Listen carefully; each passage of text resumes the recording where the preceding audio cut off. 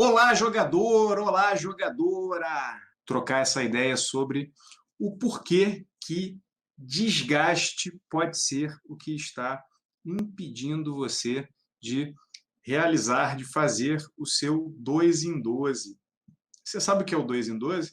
Pode ser que você esteja me vendo aqui pela primeira vez, pode ser que você esteja me vendo no gravado. Dona Luzia, como vai, Dona Luzia? Então, eu vou te falar o que é o 2 em 12. Se você está aqui pela primeira vez, eu tenho que te dizer, é minha obrigação dizer a você o que é 2 em 12. 2 em 12 são dois anos de locação em 12 meses. Eu não consigo fazer 12 com esse dedo aqui, então fico 2 mesmo, né? Então, 2 em 12 são 2 anos de locação em 12 meses. É uma expressão muito sucinta para poder refletir para você, para poder mostrar para você o quanto a gente tem alta performance agente, esse agente é o Rodrigo, o quanto o Rodrigo e a equipe dele têm alta performance em tirar mais de menos quando o assunto são imóveis. Eu faço isso praticamente a vida inteira, né?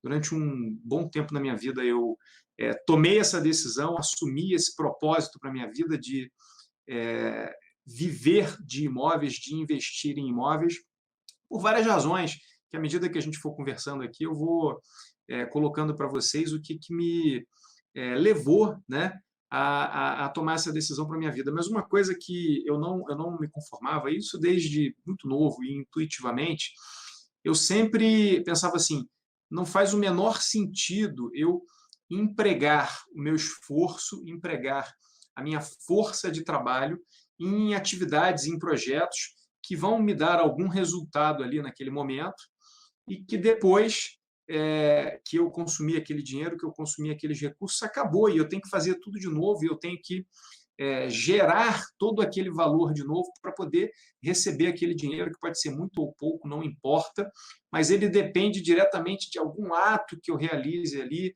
de algum trabalho que eu vá prestar, né? E quando ele depende preponderantemente ou mais da minha força de trabalho do que de um negócio em si, eu estou me colocando em risco, porque o tempo passa, a vida passa, a gente envelhece, né? A gente vai perdendo força física e força intelectual mesmo, né? Força, energia mental, né? O processo de envelhecimento ele corre para todo mundo. E se você não aproveita bem o teu tempo de existência para construir bases sólidas para a tua maturidade, para o teu futuro, para você já viver bem no presente e deixar um legado para a tua família, para os seus e para a sociedade, você vai passar dificuldades, né, quando você estiver descendo a ladeira. Né? A gente diz que você começa a descer a ladeira quando você começa a se dar conta de que existe a finitude. Né? A molecada, a garotada que é mais novinha ali, que está ali, né, da adolescência até os 20 e poucos anos, não se dá conta disso. Aí, à medida que o tempo vai passando um pouco mais, você se dá conta de que o tempo passa. Né? E isso não é papo de coroa, não é papo de velho, não. Isso é papo de realidade, de coisas que acontecem com todos na vida. Né? E você que já está descendo a ladeira, né? Você que já passou por essa experiência, você sabe disso, você sabe que é assim. E você, nesses momentos, começa a fazer reflexões. Né? Você começa a fazer reflexões sobre o que eu fiz com o meu tempo, como eu investi o meu tempo e como eu investi os recursos que eu ganhei durante esse tempo que eu tive. Né? E eu nunca tive problema com isso, porque eu sempre fui um cara que investi muito, mas muito pesado. Eu sempre joguei um jogo muito pesado na vida. Né? Quando eu falo pesado, assim, eu sempre caí com tudo para cima da vida, dos projetos, das coisas que eu queria fazer. Eu só não tive sempre, né? Eu tive muito estudo formal, muita educação, estudei em bons colégios, minha família sempre me deu muita educação formal. Eu não venho de uma família rica, né, de recursos, de dinheiro, e o maior legado que a minha família deixou para mim, né, foi a educação que me deram, tanto a educação moral quanto a educação formal. Né? Essas duas eu recebi muito, recebi demais. A educação emocional, que é uma outra modalidade de educação, a minha família não tinha tanto. né? E eu falo isso com muita naturalidade, com muita desenvoltura, porque a educação emocional ela está mais atrelada a você saber lidar com os outros de forma fluida, é, é, entendendo as diferenças e lidando com essas diferenças. Então, eu, como né, pessoa proveniente ali, nascida numa família de militares, né, que tem uma cultura própria da sua formação, né, não era uma família de empreendedores, não era uma família de empresários, não era uma família de advogados. Eu tive uma cultura que foi menos rica do ponto de vista do desenvolvimento de habilidades emocionais. É isso que eu quero dizer aqui, né? Mas que foi muito rica no que diz respeito à educação formal, né? Estudo raiz, estudo daquele de melhor qualidade.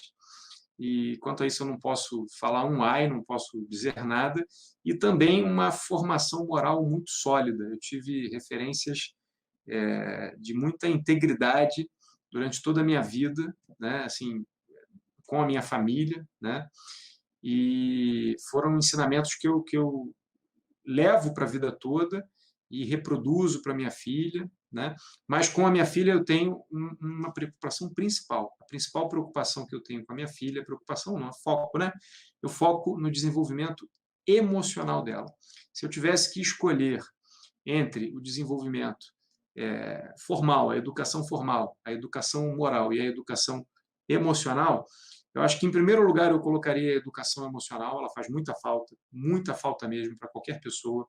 Tá? Então, uma criança tem todo o direito de ter isso desde o seu nascimento. Em segundo lugar, eu coloco a educação moral ali, batendo juntinho ali da educação emocional.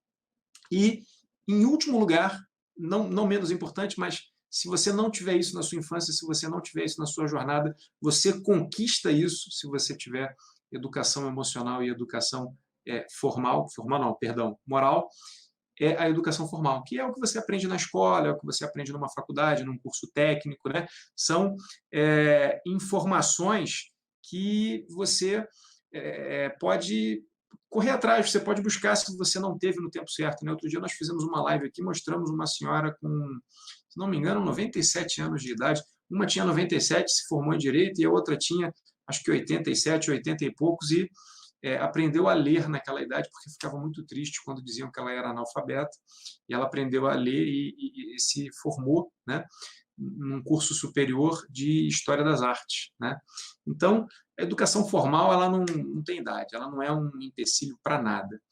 Agora, se você é torto, né, torto do ponto de vista de ter um perfil mau caráter, de não ter um perfil ético, amigo, amiga, né? Não vou nem te chamar de jogador, jogadora, porque jogador, jogador é ético, é íntegro, você está roubado, porque quem não tem um padrão, um perfil moral, um perfil ético, não prospera, não se desenvolve. Pode até andar um pouco, enganar um ou outro, pisar em cima da cabeça de um ou de outro, mas cedo ou tarde, ó, ele acaba aqui, ó, ele acaba aqui ou acaba embaixo da terra, porque é esse o destino que tem as pessoas que se comportam dessa forma. Não que eu faça nada nesse sentido, mas é o que a gente vê, é o que a gente vê, né, acontecer com essas pessoas que se comportam dessa forma.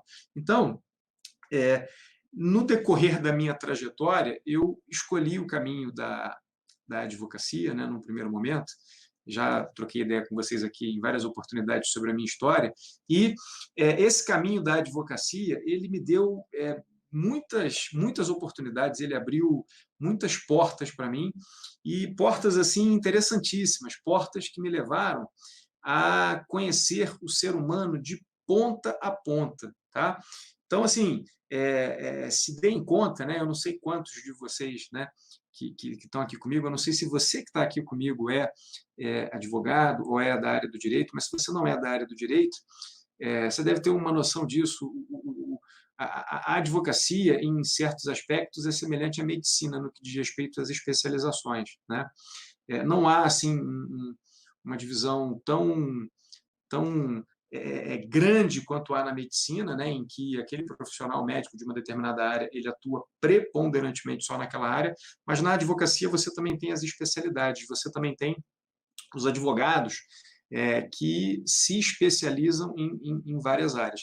E quando eu digo que a advocacia me deu muitas oportunidades, eu digo no seguinte sentido: quando você começa, e quando eu comecei eu era um advogado clássico da velha guarda. O que é um advogado clássico da velha guarda? É aquele que é, é, monta ali, né, estrutura o seu escritório, né, com uma recepção e uma sala onde ele pode realizar o atendimento aos seus clientes de forma mais privativa, né, porque as questões confiadas ao advogado são sigilosas e ele tem que respeitar ali o sigilo, né, no exercício da sua profissão.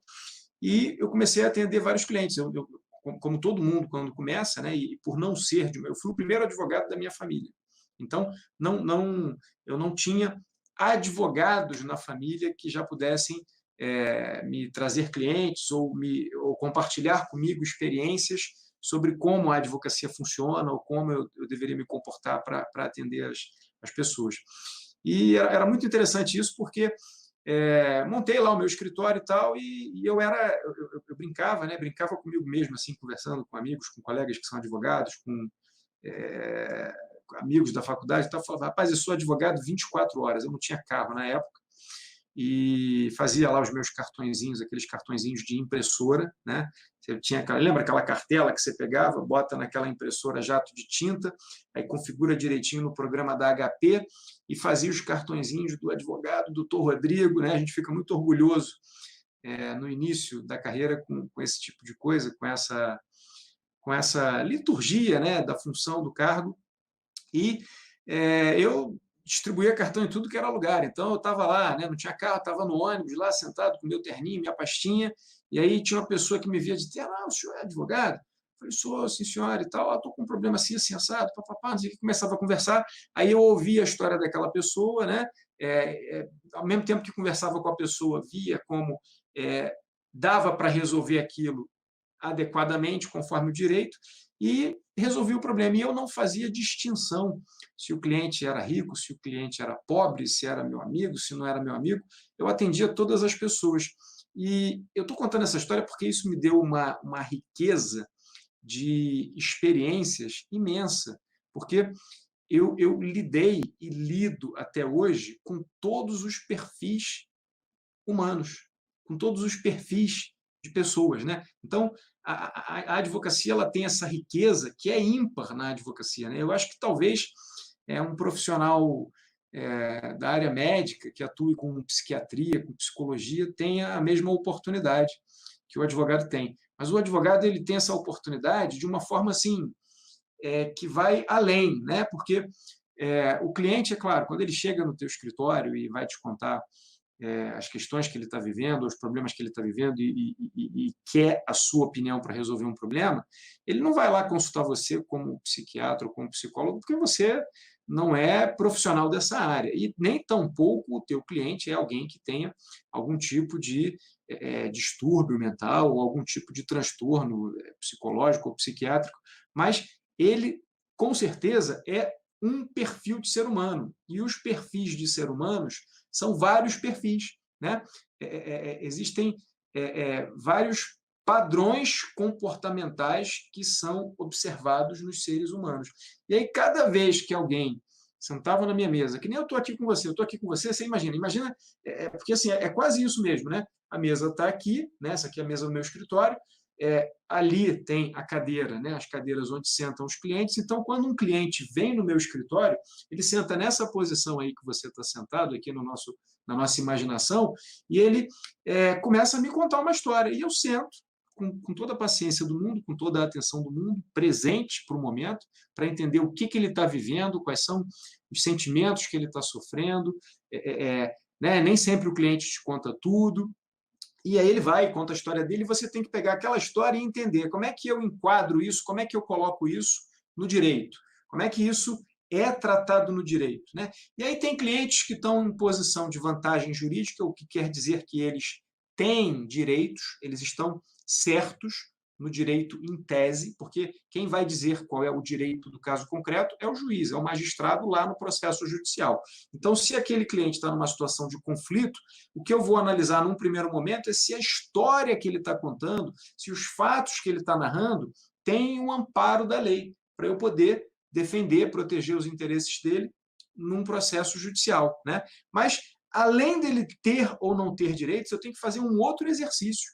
Eu tenho que fazer o exercício de verificar se aquilo que ele está narrando para mim, se aqueles fatos que ele está relatando são críveis, são capazes de serem provados, de serem articulados, né, num processo e demonstrados, né? Por quê? Porque o sistema, né, o processo judicial, ele é cheio de agruras, né, cheio de dificuldades. Que dificuldades são essas? Dificuldades de você conseguir atrair efetivamente a atenção do juiz e da equipe do juiz para analisar, né, as circunstâncias, as questões que você está trazendo no nível do detalhe, no nível do detalhe suficiente para que ele possa entender o que aconteceu e entregar o que você está pedindo. Então, não basta o cliente, a pessoa, ter o direito. Aquele direito precisa ser capaz de ser provado, e essa prova ela precisa ser robusta para ser percebida e entendida pelo juiz de forma clara, e você tem que contar ainda com a boa vontade mesmo, a palavra é essa, né? Apesar disso ser um dever do Estado juiz, né, atuar no processo de forma comprometida, juízes são seres humanos, serventuários de cartórios judiciais, funcionários públicos, pessoas, são todos seres humanos, com seus vícios e suas virtudes. E várias vezes os processos não transcorrem com o rigor, com a cautela que deveriam transcorrer no momento de serem analisadas as questões. Mas a advocacia me deu muita bagagem em conhecer perfis humanos. Quando eu estava nesse início da advocacia, quando eu estava nesse primeiro momento, né, de advogar em vários segmentos, eu atuei em todas as áreas do direito, né? Nos meus primeiros 5 anos de atuação, que mal comparando aqui seria o equivalente a uma residência médica, só que eu não estava fazendo uma residência médica, eu estava lá no meu escritório, lá no centro da cidade, ali no Largo do Castelo, recebendo tudo quanto era tipo de cliente.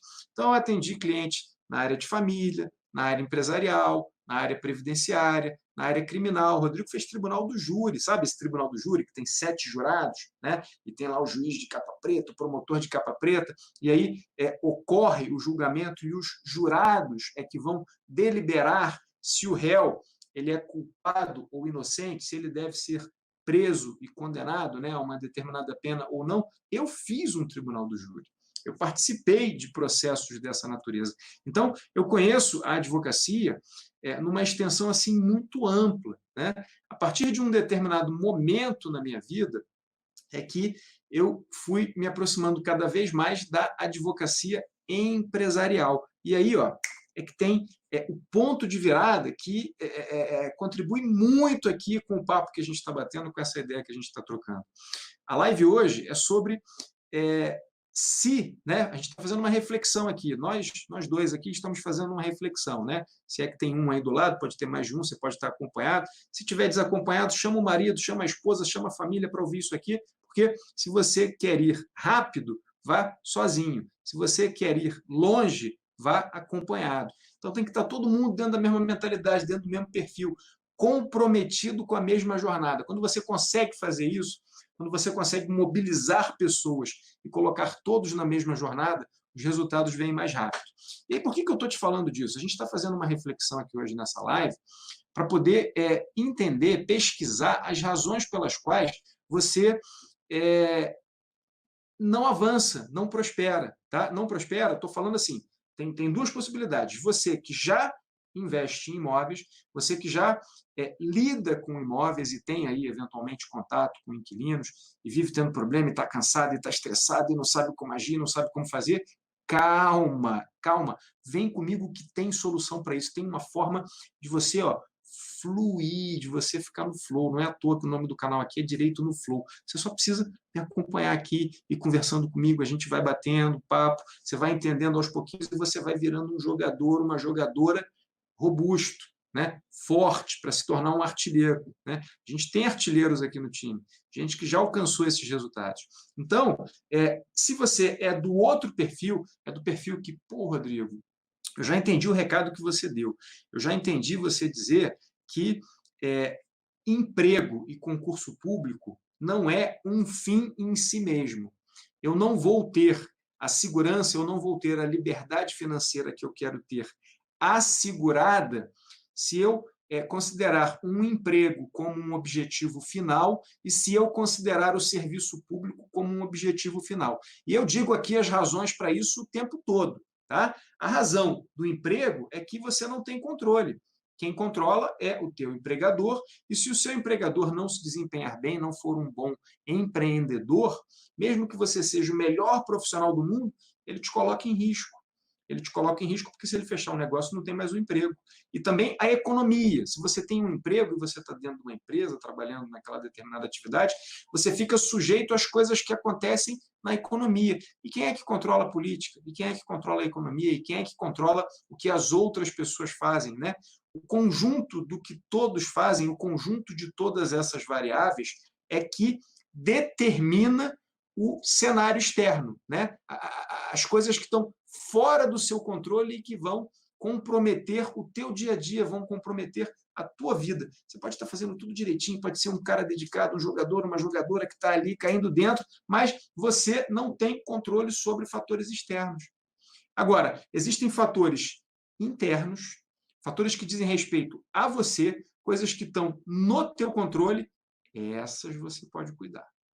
Essas você pode fazer. Então, por isso que eu falo que o emprego, como um fim em si mesmo, uma hora vai te deixar numa roubada.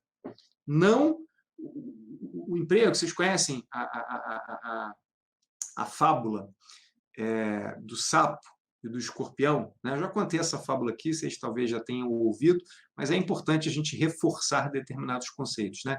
Então, numa época de muitas chuvas, de chuvas torrenciais, o sapo estava ali na beira, né, da travessia de um rio, ele ia atravessar esse rio, e o escorpião chegou e falou: sapo, sapo, sapo, por favor, me leve nas suas costas para atravessar o rio, porque senão eu vou morrer aqui afogado, vou morrer aqui nessas águas. O sapo olhou para ele e falou: mas, escorpião, você é traiçoeiro, você vai me picar e eu vou morrer com o seu veneno. Não, não, não, por favor, salve a minha vida, não me deixe aqui. Aí o sapo, de boa fé, acreditou, né, no escorpião, colocou o escorpião nas suas costas e começou a travessia. No meio daquela travessia, o escorpião foi, picou, né, atacou o sapo e despejou o veneno ali no sapo. E o que vai acontecer numa situação dessa? Tanto o sapo quanto o escorpião vão morrer, porque o sapo não vai mais conseguir continuar realizando a travessia e o escorpião vai morrer afogado, que era o que ele não queria quando pediu ajuda para o sapo. O sapo, antes de desfalecer, antes de morrer, virou para o escorpião e perguntou assim: escorpião, por que você fez isso? Vamos morrer os dois. E aí o escorpião responde assim para ele: sapo, eu não consigo evitar, é da minha natureza. Entendeu? Então, se você está no emprego e se você acredita que o emprego é um futuro para você, você é o sapo que está carregando o escorpião nas costas. Uma hora ele vai te picar e os dois vão afundar, tá? Simples assim, direto assim, tá? Rodrigo, você está falando para eu sair do meu emprego? Não, jogador. Não estou falando para você sair jogador. Não estou falando para você sair jogador. Você vai continuar no teu emprego para pagar os teus boletos. Agora, se você tiver a possibilidade de escolher empregos que contribuam para a sua formação, para propósitos maiores na sua vida, empregos que não vão te dar só dinheiro, mas que vão colocar você diante de desafios que vão te fazer crescer e ficar mais pesado no jogo da vida, show, continua lá. Mas, em paralelo, o que você faz? Em paralelo, empreenda. Em paralelo, transfira renda do trabalho para compra, aquisição, investimento em ativos. Existem várias formas de fazer isso. E ativos trazem dinheiro para o seu bolso. Com o tempo, né, com algum tempo, alguns meses, alguns anos, você não vai nem se dar conta. Quando chegar nesse momento, você vai olhar para trás e falar: caramba, deu certo, deu boa. Você vai ter uma quantidade tal de rendimentos provenientes de ativos que você vai poder decidir se você quer ficar num ou no outro emprego, ou se você não quer ficar mais em emprego e quer se dedicar só ao empreendedorismo, aos seus empreendimentos. E não tem risco no empreendedorismo? É claro que tem. Só que no empreendedorismo, você está no controle. E se for um empreendedorismo com imóveis, você está muito mais no controle. E o que eu faço aqui um dia atrás do outro? Eu falo sobre empreendedorismo, eu falo o porquê que o empreendedorismo com imóveis é o que te coloca mais no controle e eu mostro para você, em cada live dessa que a gente faz aqui, onde é que está a pegadinha, onde é que está a dificuldade, onde está aquele pulo do gato que você pode dar para seguir um pouco mais adiante, para avançar um pouco mais rumo a esse propósito de ser bem-sucedido, de conquistar sua liberdade financeira com o 2 em 12, tá? Com o dobro ou nada. Tá entendendo? Então, é isso que eu faço aqui no dia a dia. O que eu não faço aqui e o que a gente não vai fazer hoje? Quando eu falo que o desgaste ele pode estar impedindo você de fazer o 2 em 12, eu estou falando da forma como você se relaciona com os seus inquilinos, da forma como você se relaciona com as pessoas para poder criar oportunidades, criar possibilidades de novos investimentos imobiliários nos quais você vai se envolver. Tá? É disso que eu estou falando.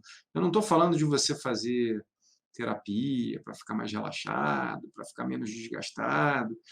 Os problemas, eles são da rotina, eles são do dia a dia de qualquer atividade, inclusive da atividade imobiliária. A atividade imobiliária ela não é livre de problemas de estresse. Você vai ter. Agora, se você estiver, aí sim, focando naquilo que você tem controle, você não tem controle sobre os problemas que as pessoas vão te trazer.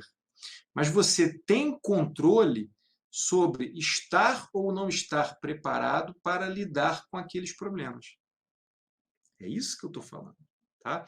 Então, hoje, a gente vai entender um pouco mais essa questão, essa dinâmica aqui do desgaste, né?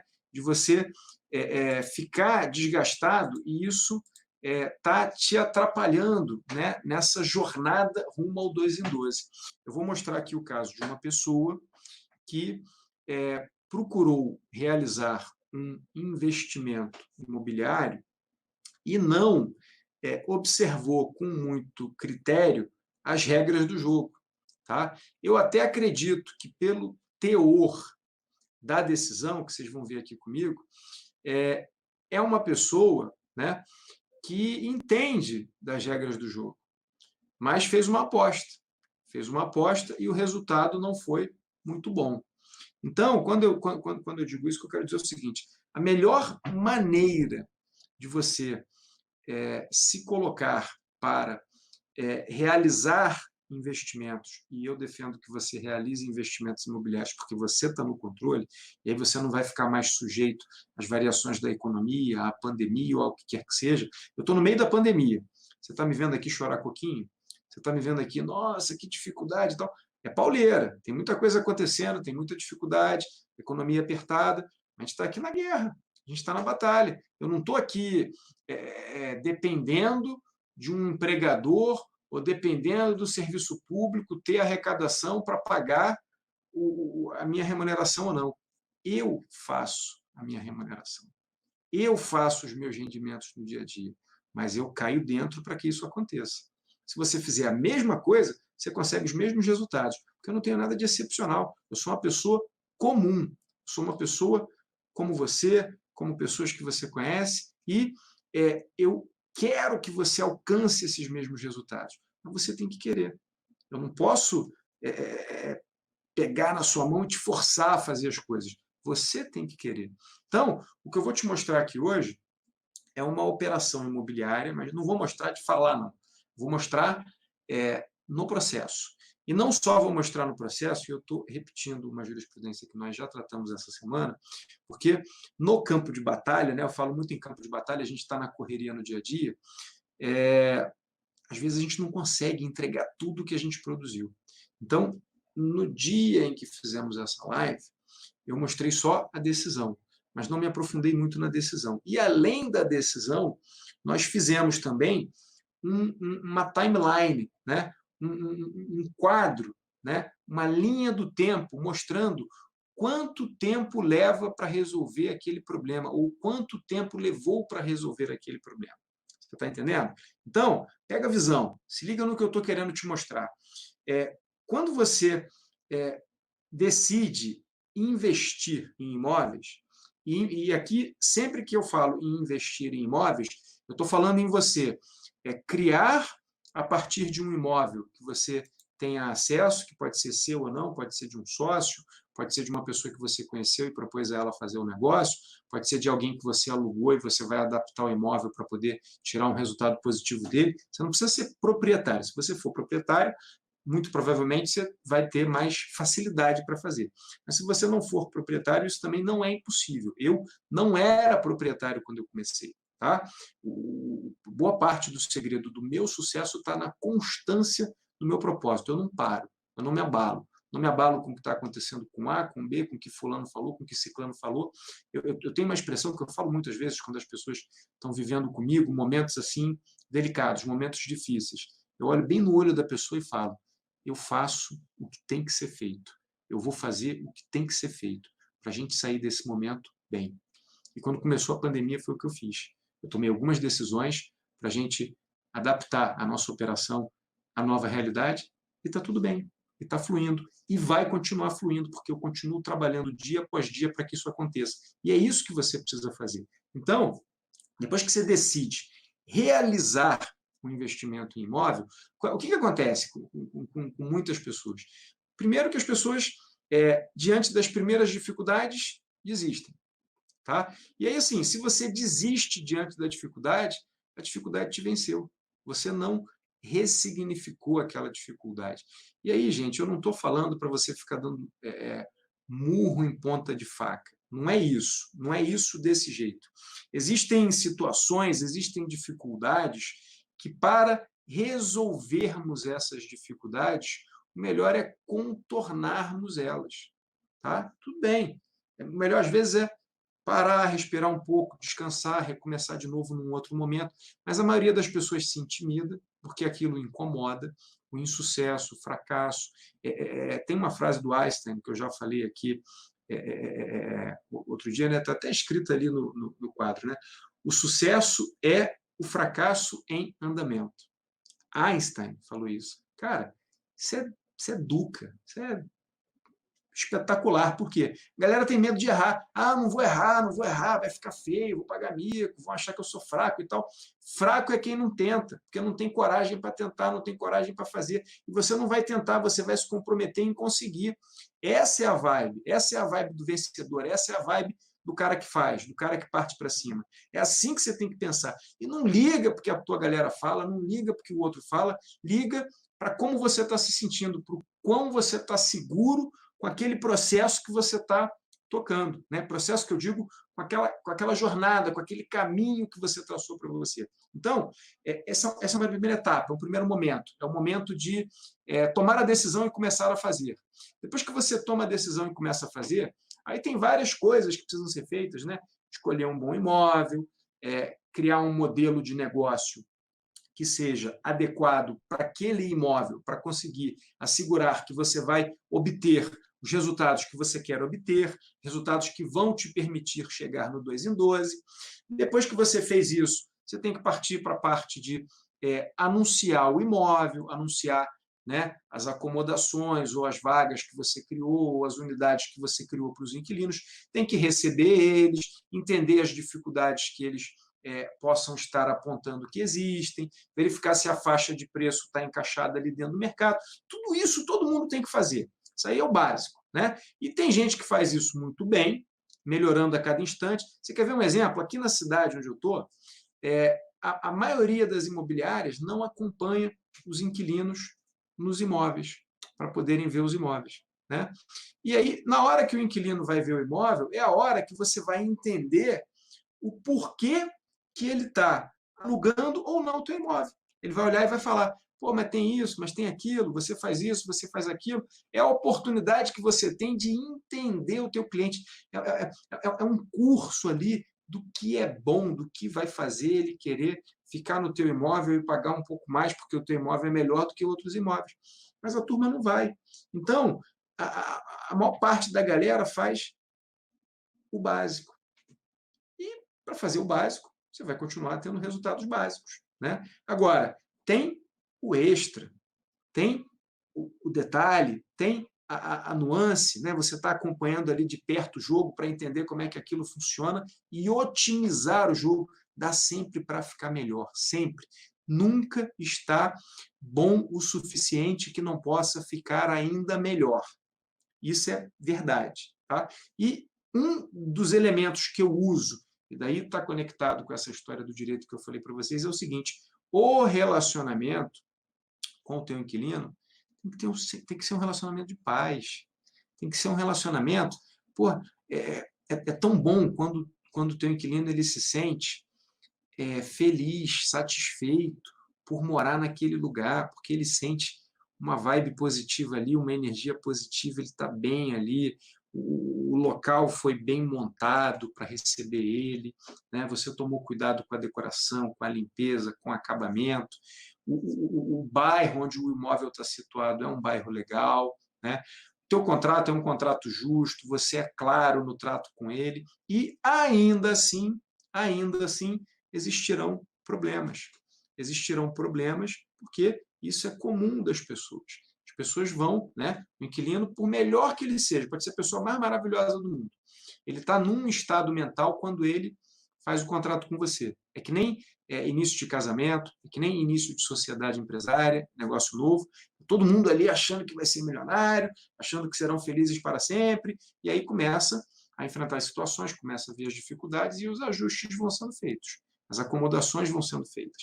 É igualzinho com o inquilino, isso é perfil humano, é do ser humano. Então, se você é uma pessoa que quer mais, que quer resultados de verdade, você já tem que se preparar para isso. Você já tem que se preparar para lidar com todos os perfis, ou pelo menos com os principais perfis de problemas, de questões que o teu inquilino vai te trazer quando entrar no imóvel. E são sempre as mesmas, gente. São sempre as mesmas questões. Tá? Aliás, em tudo na vida, quase tudo é sempre o mesmo. A vida é feita de padrões, é feita de repetições. Né? Só o tempo desses padrões, o tempo desses ciclos é que às vezes demora um pouco mais. Por exemplo, a própria pandemia agora. Né? A sociedade, principalmente a sociedade médica, né, já sabia que mais cedo ou mais tarde ia ter uma pandemia dessa de novo, assim como vão ter outras. Né? Então, assim, é questão de tempo. Né? O mundo vive ciclos, vive padrões, e assim as pessoas também vivem ciclos, vivem padrões. Então, você deve se preparar para isso. Você deve estar pronto, educado, formado para entender e receber aquela pessoa no momento em que isso acontecer. Então, vamos ver um pouco aqui como é que isso funciona. Eu chamo isso de regras do jogo. Você conhecer as regras do jogo é você saber quais são os seus direitos e os direitos do seu inquilino naquela relação. Beleza? E aí você vai selecionar bem o imóvel, selecionar bem o inquilino, vai fazer um bom contrato com as regras do jogo estabelecidas de forma clara e de forma que, dentro da lei, dentro da legalidade, você esteja bem protegido, esteja bem calçado, sem prejudicar o seu inquilino, é óbvio, mas você tem que fazer o contrato. Cada um faz o contrato pela sua perspectiva. Tem o princípio da boa-fé objetiva, que diz que você tem que se colocar no lugar do outro. Tem que se colocar no lugar do outro, sim. Mas se você não estiver fazendo nada de com o intuito de prejudicar o outro, se você não estiver redigindo nenhuma cláusula que coloque ele numa situação de desvantagem absurda e tal, se o contrato é equilibrado, é um contrato justo, mas um contrato que prevê soluções para cada uma das diversas situações que possam acontecer, está tranquilo. As situações vão acontecer, você vai interagir com esse seu inquilino. Então, o que acontece é o seguinte, né? E por que o desgaste pode estar te impedindo de fazer o 2 em 12? O jeito errado de tratar essas questões. Você acha que alugar o imóvel por si só é ganhar o jogo. Então você quer botar alguém dentro do imóvel para te pagar aluguel. Você não seleciona o cara direito, você não cuida do imóvel direito, e já começou errado.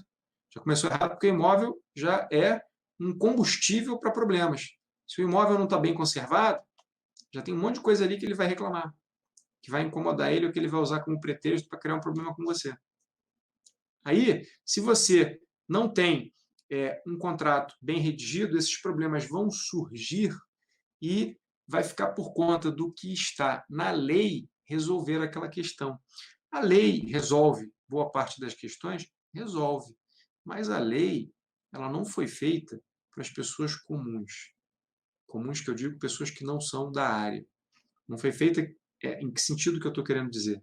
Ela é escrita, ela é redigida com uma técnica, de um jeito, para os profissionais entenderem, né? E isso, em certo grau, é ruim, mas, por outro lado, é bom e é necessário, porque há toda uma técnica de sistematização do direito, de sistematização do ordenamento jurídico, de aplicação das regras aos casos concretos para que as coisas sejam resolvidas, e você tem que estudar anos a fio para poder dominar essas questões, tá? Mas boa parte desses conhecimentos são conhecimentos que estão ao alcance das pessoas comuns, das pessoas que não são graduadas em direito, que não são especializadas em direito. E um domínio mínimo das regras do jogo você precisa ter. Porque, senão, se o teu contrato não trouxer soluções para as várias situações que sempre ocorrem, porque isso é um padrão, nas relações locatícias, vai ficar aquele negócio de, não, porque fulano falou que é assim, ciclano falou que é assado. Aí você vai mostrar ali para o cara, porque, né, você não tem um contrato bem escrito, você vai mostrar ali, ele vai ler aquilo, não vai entender direito, aí vai falar com outro que também não entende direito, pronto. Vocês estão batendo cabeça. Aí está batendo cabeça, é isso que eu chamo de desgaste. Por quê? O desgaste é como se fosse assim, imagina um saco grandão, cheio de água. Aí você pega uma agulha, faz um furinho nele. Puf, aí ele vai começar a sair água, não vai? Vai começar a sair água, vai começar a sair água. Então, assim, o desgaste, primeiro ele vai consumindo a tua saúde, ele vai consumindo o teu bem-estar, ele vai te deixando menos produtivo, ele vai te deixando mais tenso, ele vai roubando o teu tempo com a tua família, ele vai roubando o teu tempo com atividade profissional em outros assuntos que você poderia estar tendo um desempenho melhor. Primeira coisa. Gente que não está de bem com a vida, gente que não está feliz, gente que está mal amada, adora arrumar treta. Foge desse perfil. Como é que você foge desse perfil? Escolhendo um bom imóvel, selecionando bem, conhecendo as regras do jogo, tendo um contrato certinho e estando pronto o jogador. Você tem que estar pronto. Pronto para quando a bola cair em campo, o inquilino vir trocar ideia com você e tal. Não, porque isso aqui é assim, assim, assim, assado. Não, tudo bem, olha só. Você mata a bola no peito, para lá no chão, troca uma ideia com ele. Olha só, isso aqui é assim. Você tem razão nesse ponto. Eu vou pedir à equipe de manutenção para ir lá corrigir isso. Olha, não, nesse ponto aqui, não é bem assim. Eu vou te explicar como é que é. Funciona assim, assim, assado e tal. Tudo bem? Tudo bem. E se ele disser que não está tudo bem, vai ficar por isso mesmo, porque você está na posição de vantagem jurídica. Vantagem jurídica no sentido de estar com a lei, estar tudo claro, estar tudo registrado. Mas você precisa tomar conhecimento disso, tomar pé disso, né? Tomar pé no sentido de entender como é que funcionam as regras do jogo e saber jogar. Isso é fundamental para você se colocar bem em campo, tá? Senão, você vai perder. O cara vai te dar um drible e vai marcar um gol. Você vai perder. Vai perder tempo, dinheiro e desgaste. Você vai ganhar desgaste. O que eu digo para vocês? Os comerciais são bons? São bons. Mas o 2 em 12 eu te dou nos imóveis residenciais. Agora sim, tá? Deixa eu voltar aqui na guia do Chrome. Eu me enrolo com isso aqui ainda. Pronto, beleza. Investir em imóveis não precisa ser desgastante. Se você domina as regras do jogo, não vai ser desgastante. Você só precisa conhecer as regras do jogo. E aí, o que eu vou te mostrar aqui? Eu vou te mostrar uma coisa simples. Eu vou te mostrar um caso de alguém que até conhecia as regras do jogo, mas resolveu brincar. Brincar assim, eu não sei de verdade o que aconteceu. Mas pelo que está, né, de verdade que eu digo assim, a gente nunca sabe a verdade real das coisas. A gente sabe o que está no processo. E pelo que está no processo, essa pessoa sabia como as coisas funcionavam e resolveu arriscar, né? E aí vocês vão ver qual foi a consequência, tá? Então, ó, eu estou mostrando para vocês aqui primeiro uma tela, né? Quem não está no Instagram não está vendo, mas eu vou explicar o que é. É uma tela do relatório chamado Justiça em Números, relatório do Conselho Nacional de Justiça, que mostra todos os anos, tá? Esse relatório é publicado todos os anos, ele mostra a quantidade de juízes que existem, a quantidade de serventuários que existem, quanto tempo os processos levam, quanto de dinheiro é gasto com a justiça. Então, tudo isso é importante ser levado em conta quando você, jogador, jogadora, está diante de uma situação de desgaste e vai tomar a decisão de levar aquela questão para o judiciário ou não. O que eu recomendo aqui? Se você me acompanha, você já sabe. O que eu recomendo aqui sobre o judiciário? Eu falo para você ir para o judiciário? Eu falo para você propor ação judicial? Responde para mim, falo ou não falo? Não falo, né? Eu falo para você evitar o judiciário a qualquer custo. Por quê? Olha isso aqui comigo aqui, ó. Tempo médio do processo baixado na Justiça Federal. Aí tem os dados aqui, né, as informações sobre a Justiça Federal. Tá? E não só a Justiça Federal, nós temos também a Justiça Comum e os juizados especiais, tem essa subdivisão. Então, quando você olha o tempo que um processo leva, né, e você tem que fazer essa leitura aqui de baixo para cima, tá? Esse processo, se for um processo de conhecimento, você vai, por exemplo, nesse processo que eu vou mostrar aqui para você, o sujeito estava comprando um bem imóvel, essa compra estava sendo intermediada por uma imobiliária, ele não estava comprando de quem era proprietário, ele estava comprando de quem estava comprando do proprietário. E essa pessoa que estava comprando do proprietário não estava comprando a propriedade imobiliária. Rodrigo, que coisa confusa, que doideira. Nessa vibe. Na verdade, essa pessoa que estava comprando era um cessionário de direitos hereditários. Estava comprando no inventário, comprando o imóvel no inventário. Aí esse terceiro, né, que é o sujeito aqui do processo, ele quis comprar o imóvel desse que estava comprando o imóvel do inventário. Né? Então, tem uma pessoa aqui que está comprando o imóvel do inventário. Tem uma imobiliária aqui no meio e tem uma outra pessoa que está comprando, com a intermediação dessa imobiliária, esse imóvel que está sendo adquirido do inventário. Então, essa pessoa aqui que estava prometendo vender para o comprador não era o proprietário, ainda não tinha a propriedade do imóvel. Né? E isso virou um processo judicial. Isso virou um processo judicial. Vamos ver quanto tempo leva aqui, ó, na Justiça Comum. Tá? Você tem, na fase de conhecimento, que é em primeira instância, o prazo médio é de 3 anos. Tá? Aí você pega aqui, ó, prazo médio de 3 anos. Tá? Você vem para cá para o segundo grau. Esse segundo grau, o que é o segundo grau? É a segunda instância, é o tribunal, é o recurso. Então, 3 anos no primeiro grau e 2 anos e 5 meses no segundo grau. Tá? Então, se você somar 2 com 3, já dá 5. 5 anos e 5 meses para você ter uma decisão. Depois você precisa executar essa decisão. Você tem a decisão, se a pessoa não cumprir voluntariamente, você vai executar a decisão. Olha o tempo aqui, ó, de execução judicial.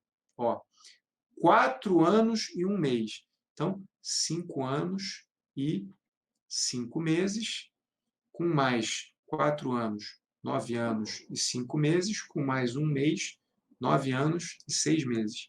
9 anos e 6 meses para você resolver uma pendenga no Poder Judiciário. Vale a pena? Você vai para o Poder Judiciário? Então, está entendendo por que eu estou falando para você que o desgaste é que pode estar impedindo você de fazer um 2 em 12?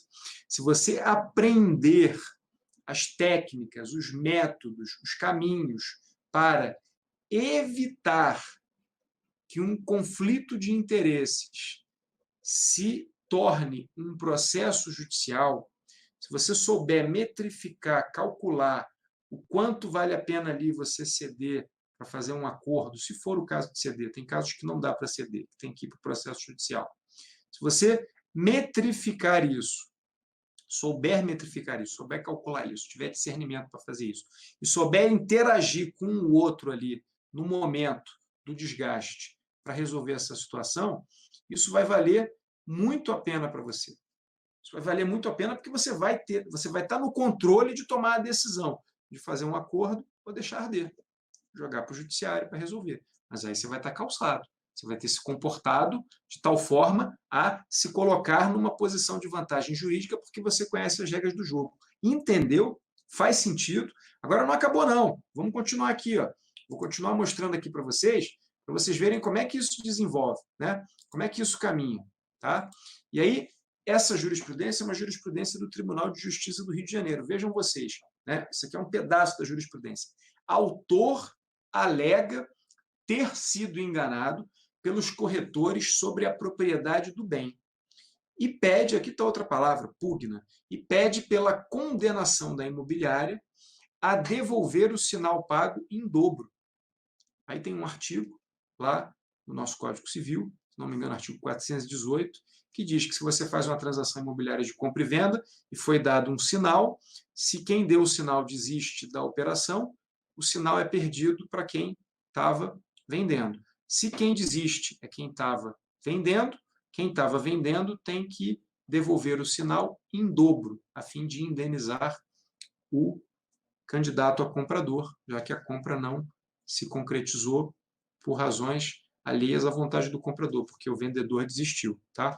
Então, ele estava querendo a devolução desse sinal pago em dobro em razão desse artigo do Código Civil, 418, se não me engano. Só conferir aqui se é o 418 mesmo, mas é o 418, sim. Vamos conferir aqui. Não falar besteira. 418. Se a parte que deu as arras é o sinal, não executar o contrato, poderá a outra tê-lo por desfeito, retendo-as, né? Não tendo que devolver aquele sinal para outra pessoa. Vamos voltar. Procedência parcial para determinar a devolução apenas da quantia indevidamente recebida pelos corretores. Então, o cara perdeu. Ele perdeu o sinal que ele teria dado. E foi um sinal vultoso. A gente não vai ver aqui a decisão inteira, mas foi um sinal aí da ordem de R$200 mil, da ordem dele, foi mais do que isso. Era um apartamento em Copacabana. Tá? E aqui vocês estão vendo agora o quadro que mostra o processo. Tá? Na ementa, né, lá dentro desse processo, esse problema ele começou em 2010. Assim está relatado no julgamento. Então, o problema começou em 2010. O processo teve início no dia 8 de outubro de 2015. Foi a data da distribuição. O que é distribuição? O advogado foi lá, preparou a petição inicial e deu entrada no protocolo, que agora não é mais protocolo, agora é pelo computador, é processo eletrônico. Então, o processo eletrônico, para discutir essa questão, ele começou em 2015. Ele começou em 2015, aí, quando foi em 2016, começou em outubro de 2015, em março de 2016 teve tentativa de citação. Citação é chamar a outra parte para responder o processo. Não deu certo. Não conseguiram encontrar um dos réus, porque ele entrou com ação contra duas pessoas, contra quem prometeu vender para ele, que não era o proprietário, que era quem estava comprando do inventário, né? E contra a imobiliária que intermediou a operação. Então, ele não conseguiu localizar esse que estava prometendo vender para ele, sem ser o proprietário. Aí o que aconteceu? Em 9 de novembro de 2017, ele desistiu da ação contra essa pessoa. Então, olha só, o problema começou lá em 2010. Ele não conseguiu comprar um imóvel dessa forma em 2010. Só foi entrar com uma ação em 2015. Em 2016, estava tentando ainda chamar o outro para responder ao processo, o réu, um dos réus. Como viu que não ia conseguir, não estava conseguindo, desistiu em novembro de 2017.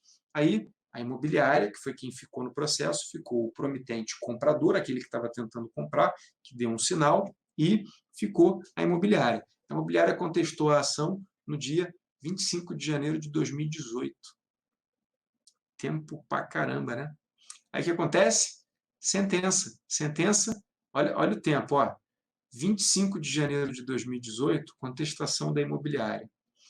20 de agosto de 2019, então passou um ano inteiro de 2018 e passou mais 8 meses de 2019. 1 ano e 8 meses. Para ter o quê? Para ter uma sentença. A sentença é a decisão de primeira instância. Aí depois, no dia 24 de 9 de 2019, 24 de setembro de 2019, aí tem que ser rapidinho, né? Tem que ser rapidinho, porque o advogado tem que trabalhar rapidinho, porque senão ele perde o prazo e o cliente perde a ação. Aí teve o recurso de apelação, o recurso que foi para o tribunal. Aí as contrarrazões, né, que é a resposta daquele contra quem o recurso foi interposto, ocorreram no dia 29 de novembro de 2019. O processo foi para o tribunal no dia 29 de novembro de 2019, foi, né, praticamente na mesma data, e foi distribuído, na segunda instância, distribuído para uma das câmaras cíveis, né? São órgãos colegiados em que os desembargadores se reúnem para dar as decisões. Aí não é mais um juiz só, são vários desembargadores que votam, e aí, né, parecido lá com o que você vê no STF aí pela televisão. A decisão, tá, foi dada em 18 de 6 de 2020. Decisão em que esse autor, esse promitente comprador que deu esse sinal, perdeu. Ele não ganhou. Eu não vou entrar aqui no mérito do porquê que ele perdeu ou do porquê que ele poderia ter ganho ou não teria ganho. A gente já falou isso numa outra live.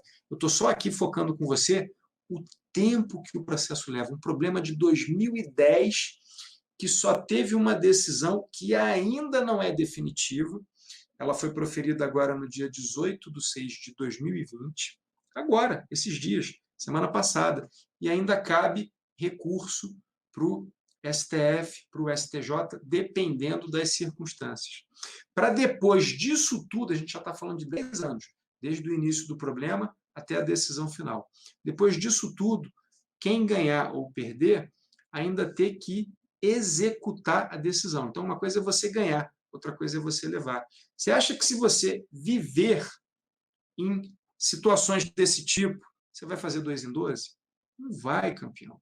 Não vai, jogadora. Não vai, jogador. O que você tem que fazer? Você tem que saber como lidar com as questões que geram desgaste e matar elas na origem. Aí você vai poupar tempo, dinheiro e desgaste. E vai fazer o seu 2 em 12. Pegou a visão?